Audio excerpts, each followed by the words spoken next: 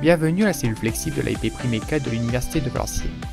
Aujourd'hui, nous allons vous présenter notre projet pour la cellule flexible.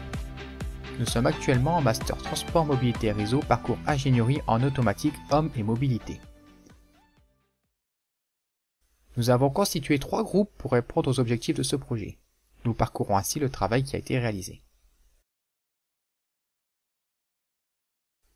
Tout d'abord, nous étudierons avec le groupe Shuttle la partie commande et supervision de la cellule flexible. Ensuite, nous verrons la programmation d'un produit virtuel via microcontrôleur qui sera expliqué par l'équipe PICVP. Enfin, nous passerons par la gestion et valorisation des énergies de la cellule par le groupe Énergie. Notre travail va donc se baser sur la cellule flexible. Elle est composée de 7 unités de traitement telles que robots, postes manuels, et d'un réseau de convoyage constitué de dérives amovibles et de plusieurs shuttles.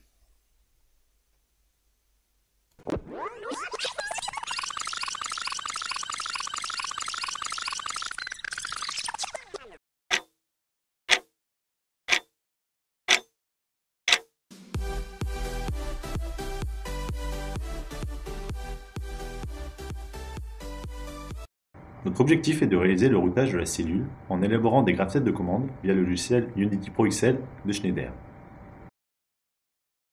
Nous allons par la suite devoir passer à la programmation des bras robotisés de la marque KUKA en utilisant leur logiciel dédié. Cette programmation se fera par l'acquisition de différents points par lesquels le robot devra passer pour effectuer le mouvement. Le bras manipulateur, quant à lui, commandé par un automate Wago, sera implémenté sous le logiciel Codesys. Enfin, nous avons mis en place une supervision de la cellule qui permettra une coopération entre un opérateur humain et la machine. Ainsi, nous mènerons à bien la conception d'un produit, mais également le suivi, et donc de la traçabilité de ce dit produit tout au long de la chaîne de production.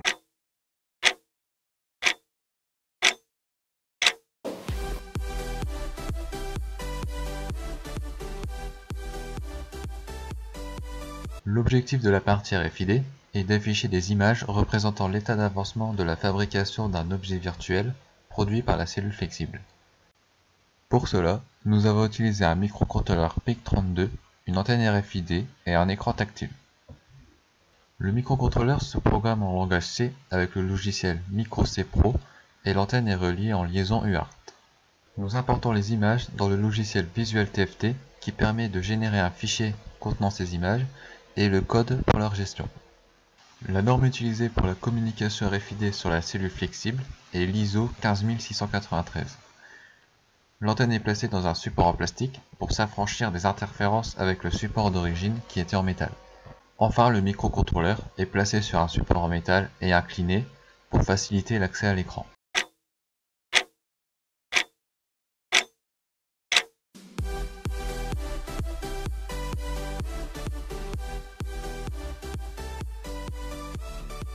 Le but de notre partie est d'acquérir et de vérifier les consommations électriques et pneumatiques des différents équipements de la cellule, tels que le bras manipulateur charge-décharge au robot KUKA Shuttle. Pour cela, nous utilisons un automate Wago et une carte d'acquisition de mesure triphasée, et vérifions les valeurs mesurées en pratique à l'aide d'une pince ampère-métrique.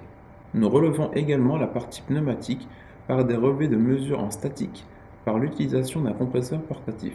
À partir du logiciel de programmation Codesys, nous avons pu réaliser des programmes de comptabilisation de mesures énergétiques. Ces relevés serviront à effectuer une commande durable par minimisation énergétique ainsi que de permettre de visualiser à tout moment la consommation instantanée